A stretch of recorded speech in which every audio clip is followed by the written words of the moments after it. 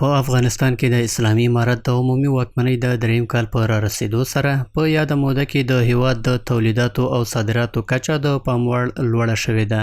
د بلخ ولایت د صنعت او سوداګرۍ خونې مرستیال وویل چې د هیواد د صادراتو زیاتوالي لامل له کورنیو تولیدونکو څخه د حکومت هر اړخیزه ملاتړ دی.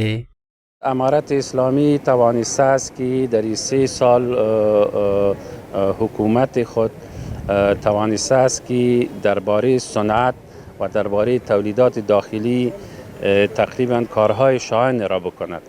ما تقریبا نسبت به سال گذشته صادرات ما 2 برابر افزایش یافته. سهولت هایی که برای تاجران و متشبثینی که ما به وجود آوردیم، امارت اسلامی به وجود آورده، مشکلاتی که در تعرفه ها داشتند، مشکلاتی که در گمرکات داشتند، مشکلاتی که در صادرات داشتند، این مشکلات تماما ما مرفوع کردیم. دغه راز د بلخ ولایت د پانګونې او سوداګرۍ خونې رئیس وویل چې د هیواد د صادراتو ارزښت 2 میلیارډ ډالرو ته رسیږي چې دغه کچه د تیر حکومت په پرتله 2 برابره زیاتوالی ښیي.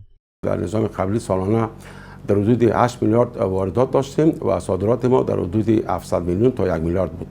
اما در نظام فعلی که دولت خیلی کوشش میکنه که تاجران حمایت خوبتر بکنن، پالیسیان چنین است، یا حجم صادرات ما روزافزون بلند شده میره، یعنی در حدود 2 میلیارد سالانه رسیده.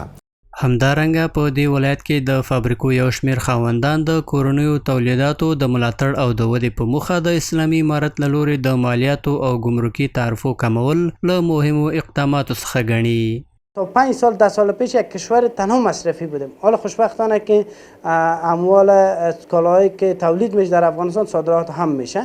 مواد خامی که ما وارد میکردیم یک بحث یگانه و دوگانه بود که بحث دوگانه محصولش بسیار بالا بود.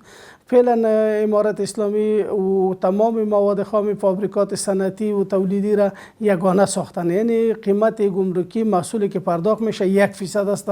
سهولت دومی که ایجاد کردن سهولت ایزی است که مالیه انتفاعی شرکت های تولیدی صنعتی و خدماتی را از 4% به 2% ساختن که این سهولت ها را ایجاد کردن. این مستقیم سر قیمت تمام شد اثر مستقیم خود داره و زمانی که قیمت تمام شد پایین بیاید تاجر میتونه که رقابت کنه، تولیدات خوبی را عرضه کنه.